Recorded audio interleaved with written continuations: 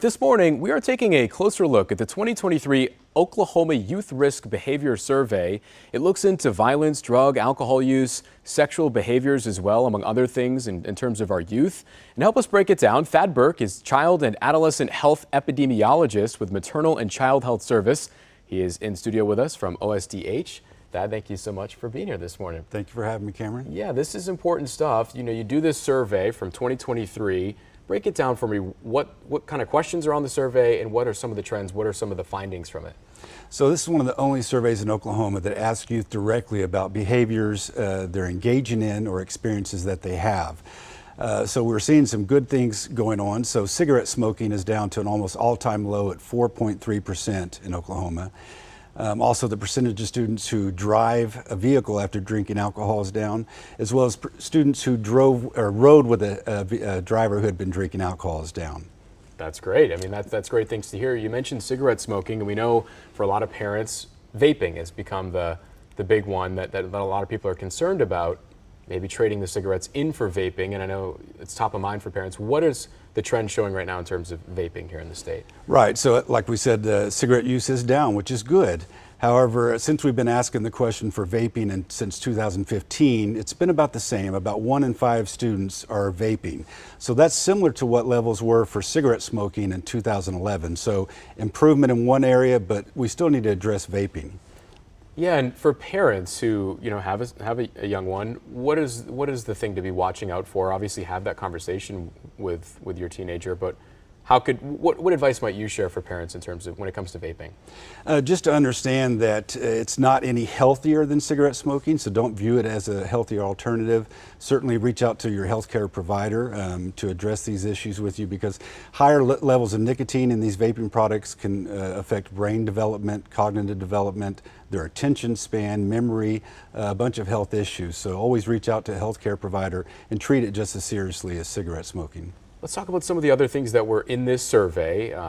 Bullying, of course, is always a concern. Smoking marijuana. We talked about cigarettes, sexual activity. What other trends came out of last year in terms of those categories there?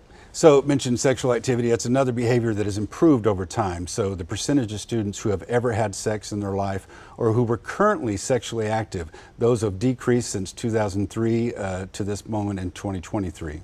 And we talked about bullying before we came on the air, that it's gone down on campus, but maybe also another one that's changed forms of, cyberbullying, I should say, has become a big topic of concern. What's the trend showing on bullying? Correct. So not a lot of change on school property bullying, but electronic bullying is certainly higher, and it appears to be higher among females as well. So sometimes improvement in one area or staying the same in one area, we'll see something increase or get worse in another area. Yeah, we talked about cigarette smoking improving, yes. less students doing that, drinking and driving also improving. Those are great.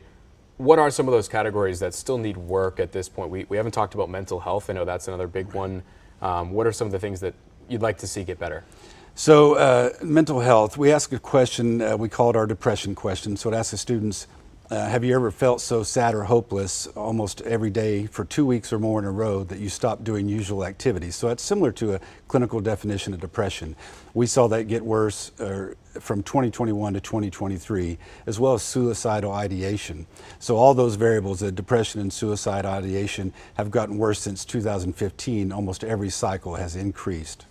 And in terms of improvement, how do you guys use this survey to improve things? Where does this go next? So it's a feedback loop for our programs. If we need to develop new programs to address emerging issues, we do that. But we also use it to evaluate current existing programs and make improvements, share those back with the communities, back with the schools, and try to make a positive change. And these findings are publicly available, right? Where can people go if they're interested in reading more about the survey from last year? So if you go to the Oklahoma Health Department at oklahoma.health.ok.gov/YRBS. That should take you to the YRBS page. It describes what it is in detail, and as well as resources available for youth and parents. Great, and we'll make it easy. We'll put it in the As Seen On section of KOCO.com as well. Thad, thank you so much for coming in this morning. We really appreciate it. Thank you for having me. All right, it's 11:52 now. We're taking a quick break. We'll be right back after this. Another look at your forecast coming up after the break.